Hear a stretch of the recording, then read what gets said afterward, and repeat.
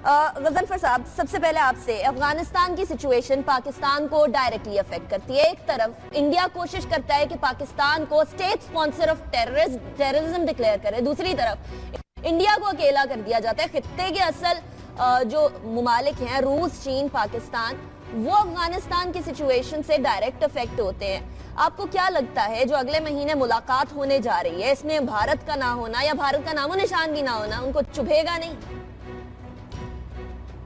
बहुत शुक्रिया निका, बिस्मिल्लाहिर्रहमानिर्रहीम। असल में बात यह है कि जो कुछ आपने स्टेट टेररिज्म, भारत को पाकिस्तान के खिलाफ टेररिज्म डिक्लेयर करने के बारे में कहा, ये तो अब एक बहुत ऑब्वियस, बहुत ज़ाहिरन चीज़ हो गई है जिसमें एक ऐसी पॉलिसी अडॉप्ट की जा रही है जिसके जो खद्दोखाल हैं आपको न सिर्फ ये कि LOC फायरिंग की सूरत में नज़र आते हैं, बल्कि वो पानी के अंदर भी नज़र आते हैं, वो हवाओं में भी नज़र आते हैं। यानी ड्रोन जब आया और 5 बच्चों की LOC पे डेथ हो गई, और उसके साथ साथ कोवर्ट ऑपरेशन में आप देखें तो अफगानिस्तान के थ्रू जिस तरह वो फजलुल्लाह को कुन्नर में प्रोटेक्ट कर रहे हैं और उसके ज़रिए जो टेररिज्म होता है वो भी नज़र आता है। बलूचिस्तान में जो एक सेल्फ क्रिएटेड जो उन्होंने सेपरेटिस्ट मूवमेंट को जन्म दिया हुआ है जिसका कोई ताल्लुक नहीं है बलूचिस्तान की सेपरेशन या बलूचिस्तान के लोगों से, वो भी नज़र आता है। अब ट्रंप के ज़रिए जो कुछ वो कराने की कोशिश करेंगे आने वाले दिनों में, उसके भी खद्दोखाल आप बड़ी जल्दी देख लेंगे। बात यह है कि हमको अपना घर ऑर्डर किस तरह करना है। आप ये बात मेरी एक बात याद रख लें कि we are in state of war. हम एक हालत जंग में आ चुके हैं। जब आपकी तमाम चीज़ों से फायरिंग हो, हर फ्रंट पे फायर हो, कोवर्ट ऑपरेशंस हो रहे हों, सेपरेटिस्ट मूवमेंट को एनकरेज किया जा रहा हो, और उसके साथ एक बड़ा सीनियर सर्विंग ऑफिसर पाकिस्तान के अंदर न सिर्फ जासूसी करते हुए बल्कि दहशतगर्दों को मदद करते हुए पकड़ा जाए, तो that's an state of war. तो जब इस स्टेट ऑफ वॉर में है तो पाकिस्तान को अपना जो स्ट्रेटेजिक पैरामीटर है, जो स्ट्रेटेजिक डायनामिक्स हैं, उनको ठीक तरीके से पढ़ना है और इम्प्लीमेंट करना है। अब इसके साथ साथ ये तमाम चीज़ें तो भारत कर रहा था, उसके साथ उन्होंने एक नया थीसिस को जन्म दे रहे हैं कि जी पाकिस्तान आइसोलेट हो रहा है। और मुझे दुख होता है जब हमारे मुल्क में भी कुछ लोग कहते हैं कि जी पाकिस्तान आइसोलेट हो रहा है। बात यह है कि आइसोलेशन किस चीज़ को आप कहते हैं? आपके ज्योग्राफिकल बॉर्डर लिंक्स हैं कुछ मुल्कों के साथ, और जब आप उन मुल्कों के साथ अफगानिस्तान से आगे जाते हैं तो वो सेंट्रल एशियन रिपब्लिक्स आती है, उससे ऊपर चले जाते हैं तो रशिया आता है, एक तरफ आप चले जाते हैं तो ईरान आता है। तो पाकिस्तान की पॉलिसी क्या होनी चाहिए? आप रशिया है, रशिया के साथ आपने एक्सरसाइजेस की, लेकिन मैं उन एक्सरसाइजेस में भी बहुत ज़्यादा नहीं पढ़ता हूँ, क्योंकि उन एक्सरसाइजेस के बाद रशिया का बयान आ गया था और ये छपा था कि हमारे ताल्लुकात पाकिस्तान से हैं, those are not at the cost of India.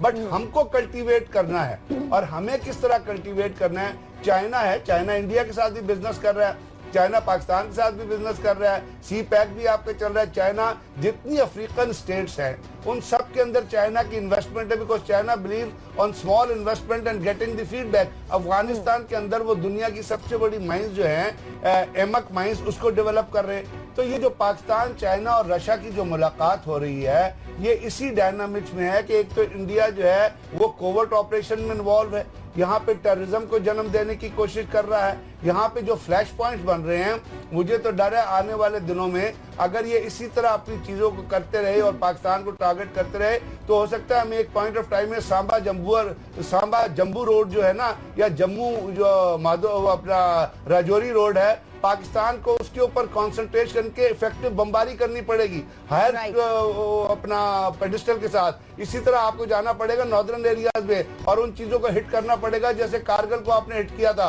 Physical operation ना हो, but you have to choke their line of communication, क्योंकि अब तो वॉर शुरू हो गई है। अभी सिर्फ दुनिया जो है वो आपका नैरेटिव सुनने को तैयार नहीं है। तो ये जो पाकिस्तान, चाइना और रशिया की रिलेशनशिप है, इसमें आपने अपना नैरेटिव इन चीजों को बेस करके बयान करना है और यह बताना है कि भारत आज जो कुछ कर रहा है, आप मेरी बात याद लिख लीजिए, साउथ एशिया जो दुनिया का सबसे गरीब खित्ता है, इसके अंदर भारत जिस तरह दहशतगर्दी को जन्म दे रहा है और वो मूजी और डेविल नेटवर्क जो यहाँ पे बना हुआ है, जो इस खित्ते को जंग की भट्टी में धकेलना चाहता है, यहाँ पे न्यूक्लियर फ्लैश पॉइंट, आज मैं आपको कह रहा हूँ, हालांकि मैं न्यूक्लियर की बात नहीं करना चाहता, लेकिन ये शॉर्ट रेंज टैक्टिकल मिसाइल के जरिए इस खित्ते में एक ऐसी चीज होती है जो पाकिस्तान को उस वक्त करनी पड़ेगी, जिस वक्त भारत बाज जाएगा तो आपको साथ साथ भारत के अंदर कोवर्ट ऑपरेशन भी शुरू करने पड़ेंगे। आपको कश्मीर के अंदर उसी तरह हिट करना चाहिए भारत को जिस तरह वो हमें हिट करने की कोशिश कर रहा है। तो ये पाकिस्तान, रशिया और चाइना की जो रिलेशनशिप है,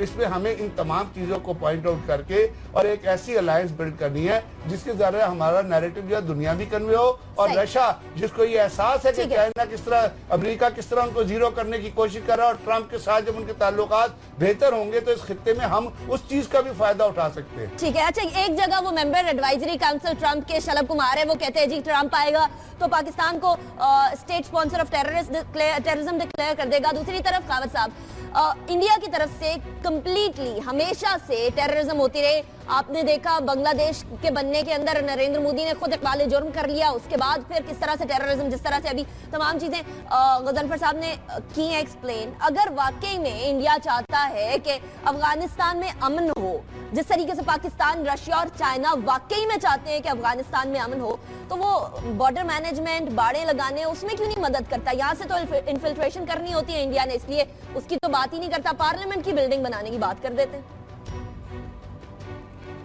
अनिका, ये तो पहले दिन से तय है कि इंडिया आपका एनिमी नंबर 1 है, उसमें तो कोई दूसरी राय कोई नहीं है, और ना ही इस पर कोई डिस्कशन की जरूरत है कि इंडिया को जब भी मौका मिलेगा किसी भी तरह से वो आपके मुल्क को नुकसान पहुंचाएगा।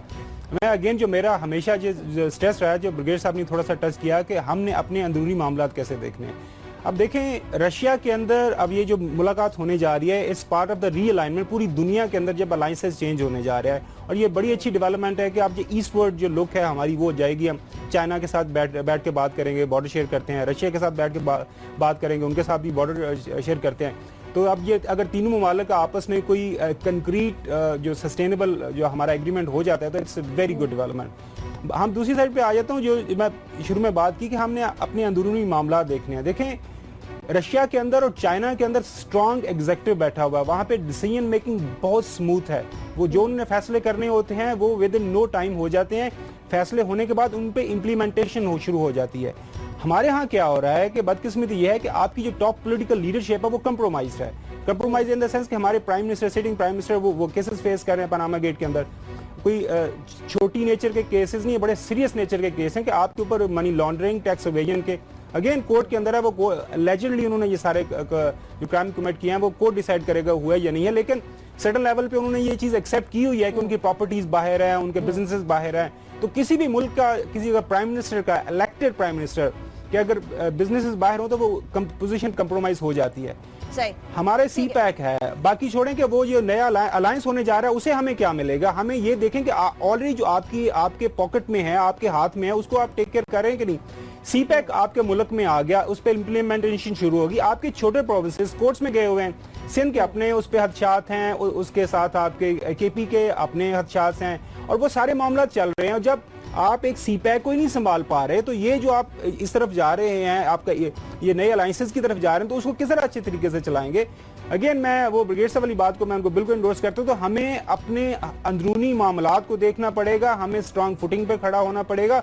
जब तक हम स्ट्रांग फुटिंग पे नहीं खड़े होंगे तो ये आप जितने मर्जी अलायंसेस में जाएं, लोग दूसरे ममालिक सर्टेन लेवल तक तो आपके साथ चलेंगे, लेकिन जब आप इफेक्टिवली नहीं उनके जो अलायंसेस को उनके उस पे अमल कर सकें तो फिर उसका कोई हल कोई नहीं निकलेगा। लेकिन खावर साहब, यहाँ हमने फरमाया कि हम लोगों को अंदरूनी मामलात को देखना पड़ेगा, लेकिन गजनफर साहब, हमारे अंदरूनी मामलात डायरेक्टली अफगानिस्तान से भी तो रिलेटेड है। अगर अफगानिस्तान में अमन नहीं होता, अफगानिस्तान से दहशतगर्द एक्सपोर्ट होते रहते, पाकिस्तान की तरफ आते रहते हैं, तो हमारे यहाँ अमन और अंदरूनी मामलात को देखना भी तो मुश्किल हो जाता है, वो इम्पॉसिबल हो जाता है, बल्कि स्पेशली बॉर्डर लाइन के करीब। बात यह निका दो चीजें हैं। एक तो है आपके इंटरनल मामला है जो पॉलिटिकली ओरिएंटेड है, और पॉलिटिकली ओरिएंटेशन मामलात के अंदर जो जिक्र किया खावर ने वो बिल्कुल सामने काफ़ी है कि जी वो किस तरह पानामा, अभी पानामा की एक नई वीडियो आई है, किसी वक्त उसको आप अपने टेलीविजन चैनल पे चलाइएगा, अभी रिलीज हुई है, पनामा में बाहर ही बनी है कि उन्होंने किस तरह पाकिस्तान के ऊपर, और ये पाकिस्तान की जो लीडरशिप जो पनामा में इन्वॉल्व है उनको उन्होंने किस तरह अनवील किया है। जो अफगानिस्तान की आप बात कर रही हो, एक बात तो ये लिख लीजिए कि अफगानिस्तान में कभी अमन आ नहीं सकता। अगर हम ये परसीव करते हैं, या अमेरिका ये परसीव करता है, या कोलिशन फोर्सेस ये परसीव करती है कि जी अमेरिका में अमन, अफगानिस्तान में अमन आ सकता है, इट्स नॉट पॉसिबल। बिकॉज जो अफगानिस्तान की हुकूमत मौजूद है वो खुद ही नहीं चाहती कि अमन आए। इसलिए कि उनकी नौकरियां या उनका पैसा अब्दुल्ला जैसे लोगों का या हामिद करजई जैसे लोगों का, वो they are living on the खैरात ऑफ अदर कंट्रीज, और उसमें इंडिया सबसे आगे है, और वो आपस में ही अमन अगर लाते हैं तो उनकी दुकानदारी बंद हो जाती है। इसलिए उन्होंने ये रिटोरिक्स बनाया हुआ है कि अफगानिस्तान के अंदर जो चीज हो उसका ब्लेम उन्होंने पाकिस्तान पे फेंकना है। उसके साथ साथ जहां तक आपने बॉर्डर मैनेजमेंट की बात की या बॉर्डर फेंसिंग की बात की, उसके ऊपर उन्होंने राजी नहीं हुआ। वो पाकिस्तान ने एनफोर्स करना है।